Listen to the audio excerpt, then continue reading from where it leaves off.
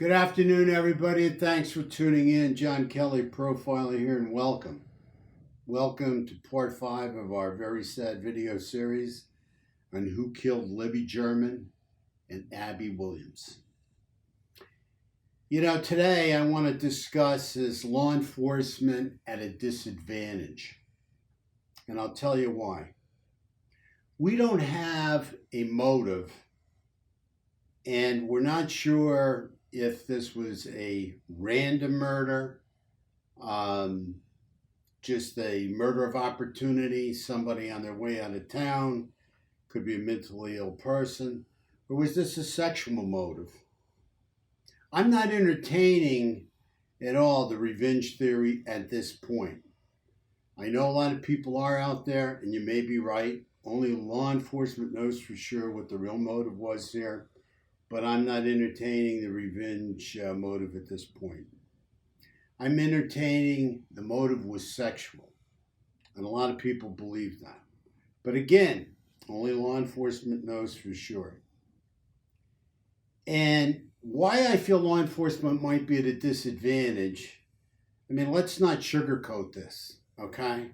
This is a death penalty case. There's no question about it. And, whoever this guy is that's out there, he knows if he gets caught, he's done. This is one of the highest profile death penalty cases I've ever seen, and rightfully so, the murders of these two young girls. But the killer knows this as well, unless, like I said, he's all mentally ill and, is out in Never Land somewhere. He's so done on this case that, you might as well put a fork in him. And you know what? He knows this and he understands, like I said, and his family knows this. His family knows this. If he's a relative of anybody, they know if they put this guy out there, they give this guy up, he's going to be killed. He's going to get the death penalty. Unless there's some kind of unbelievable mitigating circumstances, and I'll tell you what, I don't see it. So, if you're a family member and you have an idea who this person might be, you're saying to yourself, well, my relative, or however he's related to me, he might be the guy, but you know what? Nobody's come out and said, this is a sexual motive. There's a sexual motive behind this. This guy's kind of perverted sexually, but to kill two girls, I don't know. And they haven't come forward and said there's a sexual motive here. So I'm not ready to turn him in yet, because what if I turned him in and he didn't do this? What if he's a close family member or even a distant relative, and I turned the guy in and he had nothing to do with this? Because he's never been violent, So what I want to bring out today is, with me focusing on it being a sexual motive, is that for a family member to think that this person would have to have some kind of past deviant sexual history. And I'm talking about something I mentioned last week of being a peeping Tom, looking through windows at women or girls in various stages of undress. A lot of these guys start off in their younger years stealing female garments, stealing female undergarments, like off the line, stealing them out of laundromats. They just have a fetish. Does this guy have a voyeurism fetish? He's a peeping Tom. Does he have an underwear panty fetish? I don't know. I don't know if anybody knows out there of anybody like this they'd like to call the police with. How about videoing women or young girls in various stages of undress. With all the technology out there and video equipment that's out there these days, who knows? But again, if he's a relative, I'm thinking twice before I'm turning him in, because there is no concrete motive put out there by law enforcement. And I'm not certainly second guessing law enforcement here. I'm sure they have their reasons for this. And you know what? They're the ones that are carrying the ball.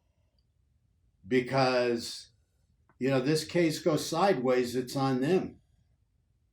If they get this guy and get him off the street, that's on them too. So really, they've got their hands full here. And there is no question about it. And already we're starting to see a lot of public comment coming back in kind of a negative way. And I don't like to see that, because we're not walking in their shoes. We don't know what they know, and we don't know what the reasons are behind what they are doing. But we do know that at the very least, the FBI is supportive here and playing a supportive role at least. Okay, so, let's take a breath, even though it may look a little strange to us. They're the ones that are running the case, not us. Has he ever exposed himself? Is there a family member that has exposed himself to females, to women, to young girls, who has a history of this? Just because somebody's done some of these perverted sexual things doesn't mean they have a legal history for doing it. He could have a history but never been arrested for it. Or he could have done it and was arrested, but it was pleaded down to a lesser offense. So that has to be taken into consideration too. And maybe where it's happened in a family, and you've all decided to keep it as a secret of the family, and it's never even been reported, any kind of sexual perverted acts to law enforcement. All I could tell you is this is a very sick person. And this person may have even molested or raped a young girl before. May have come up on charges. And doesn't want to come up on charges again. And he knows the best way not to is not to have a witness. So could be disposing of the witnesses. But there's some kind of prior somewhere, some history, and it may not be legal. It may be a best kept family secret. But what I'm going to tell you now is this guy's out of control. He's crossed the line. He's crossed the line. He's extremely sick. He's extremely violent. And he'll act out again. We've got to get him off the street, because he will kill again. If you have any information that can tie into the sketch, the possible sketch, or you may even have a real good feeling on somebody that or somebody in the family that it doesn't even match the sketch completely, but you think law enforcement should know about it, you're carrying this around with you, you're carrying the heavy weight of should I or shouldn't I say you should. Get it off your chest. At least you'll know one way or the other. I think what's extremely important is that if you do feel it's somebody you contact your local law enforcement. Contact your local law enforcement as soon as possible. If you have any idea who you think this killer might be, because you're going to be saving lives if he is the killer. If he's not the killer, nothing to lose. If he is the killer, you're going to get him off the street so he can't kill again.